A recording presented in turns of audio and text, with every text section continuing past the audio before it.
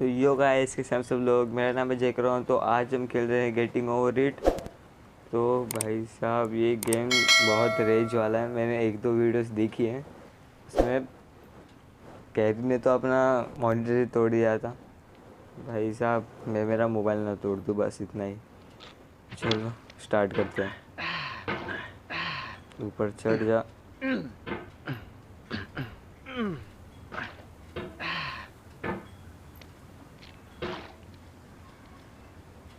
नीचे खुद ही मार ले, पकड़ ले। हाँ बस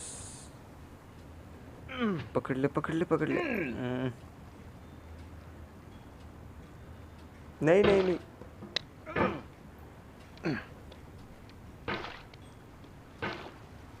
चढ़ जा यार।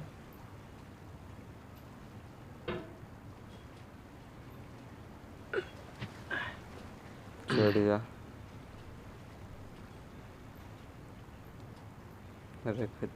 रख दे। हाँ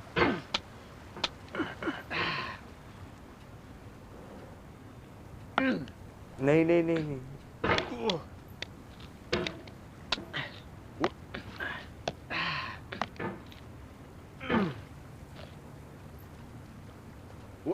There's no feeling more intense than starting over. If you deleted your homework the day before it was due, as I have, or if you left your wallet at home and you have to go back after spending an hour in the commute. If you won some money at the casino and then put all your winnings on red but it came up black. If you got your best shirt dry cleaned before a wedding and then immediately dropped food on it. If you won an argument with a friend and then later discovered that they just returned to their original view. Starting over is harder than starting up. If you're not ready for that, like if you've already had a bad day, then what you're about to go through might be too much. Feel free to go away and come back. I'll be here. Alright, thanks for coming with me on this trip. I'll understand if you have to take a break at any point. Just find a safe place to stop and quit the game. And don't worry, I'll save your progress, always. Even your mistakes. This game is a homage to a free game that came out in 2002 titled Sexy Hiking.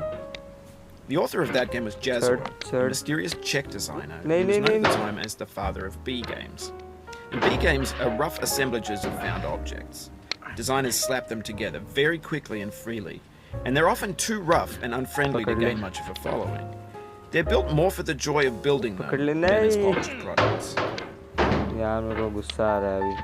In a certain way, Sexy Hiking is the perfect embodiment of a B game. It's built almost entirely out of found and recycled parts, and it's one of the most unusual and unfriendly games of its time.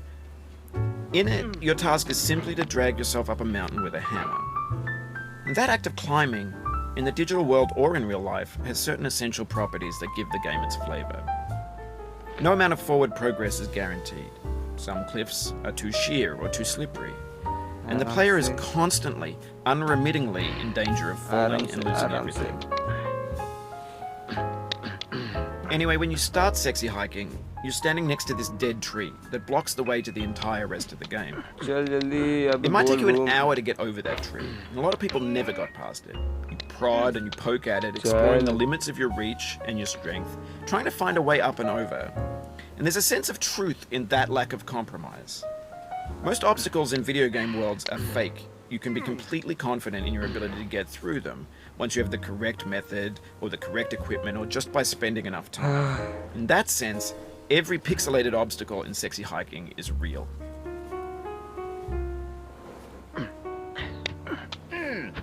The obstacles in Sexy Hiking are unyielding, and that makes the game uniquely frustrating. But I'm not sure Jazzuo intended to make a frustrating game. The frustration is just essential to the act of climbing, and it's authentic to the process of building a game about climbing. A funny thing happened to me as I was building this mountain. I'd have an idea for a new obstacle, and I'd build it, test it, and it would usually turn out to be unreasonably hard. But I couldn't bring myself to make it easier.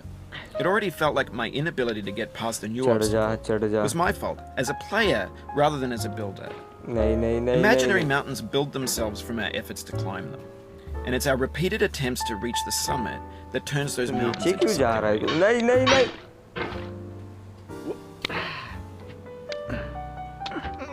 नहीं नहीं नहीं नहीं नहीं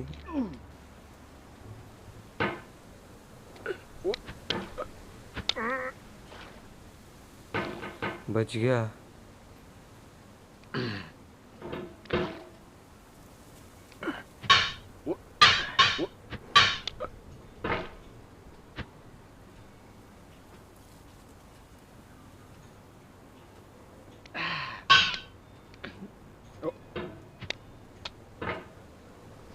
आराम से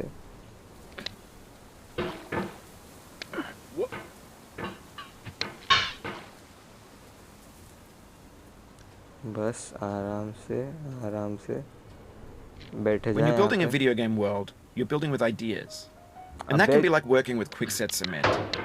You mold your ideas into a certain shape that can be played with. And in the process of playing with them, they begin to harden and set until they're immutable, like rock. And at that point, you can't change the world. Not without breaking it into pieces and starting fresh with new ideas. एक दो तीन नहीं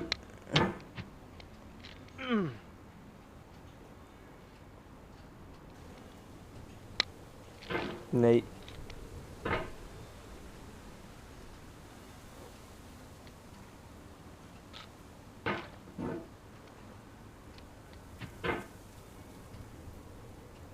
कैसा game है वे।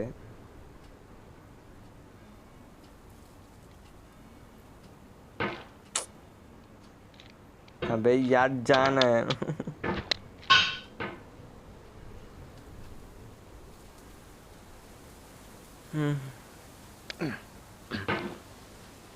पकड़ ले।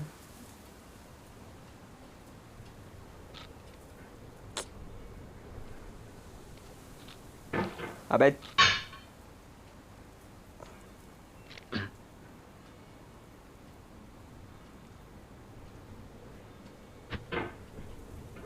कैसा नल्ला इंसान है बे।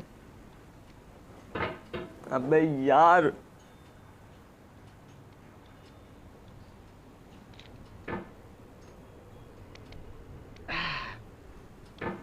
अबे तेरी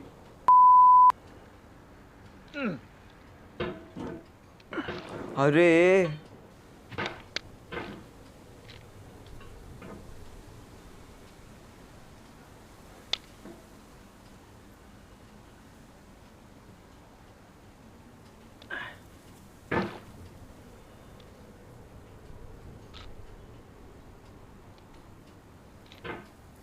इज्जत से बैठा भी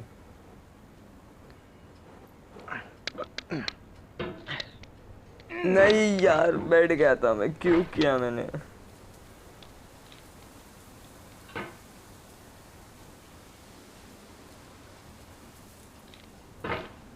तेरी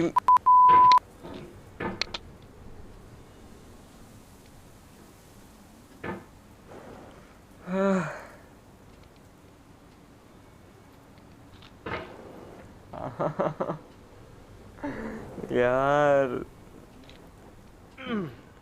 बस बस बस बस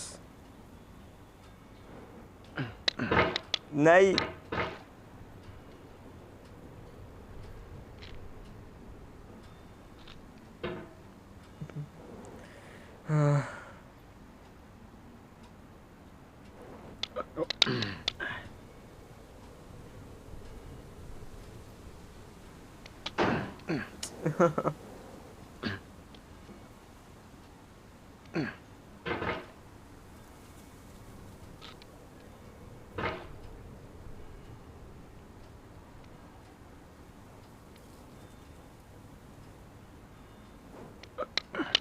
अबे नहीं नहीं नहीं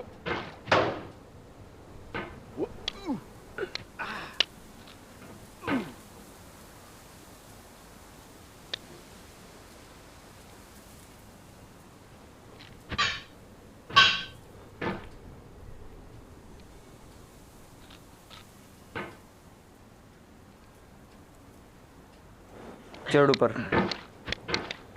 गुस्सा मत दिला, चढ़ ऊपर इज्जत से अभी। You've done this part before. You know it's possible. Just do what you did the first time. अबे सैंडविच बे।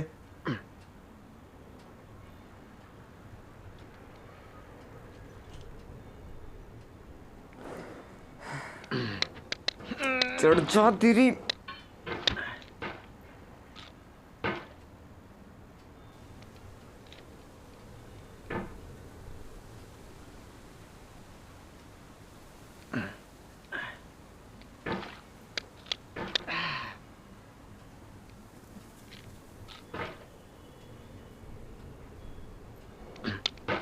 अबे यार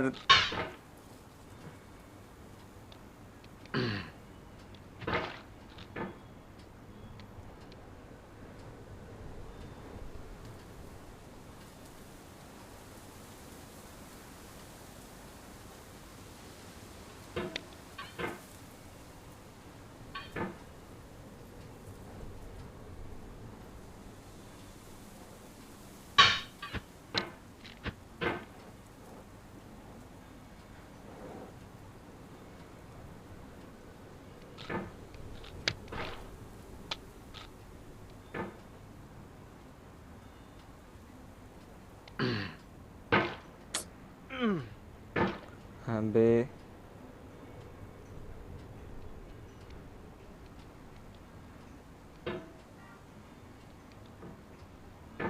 रह ले बे, खड़ा रह लेना, क्या जा रहा तेरा खड़ा होने। स्किम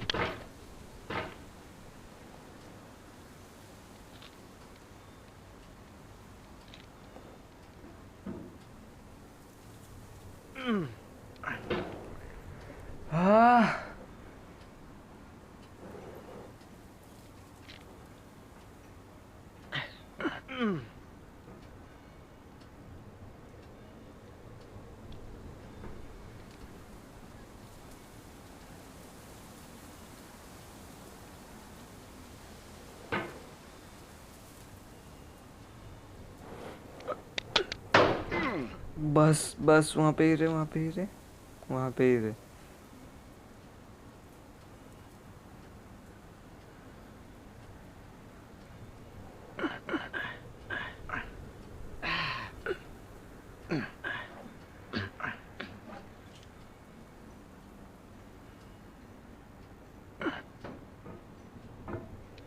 बस बस हिल मत।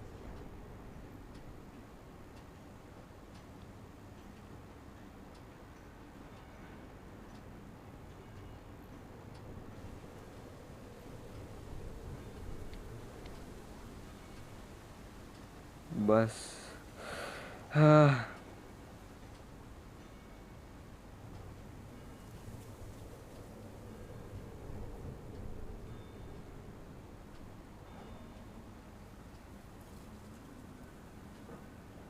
नहीं नहीं नहीं, शेड आ जाए, इस शेड हल्का।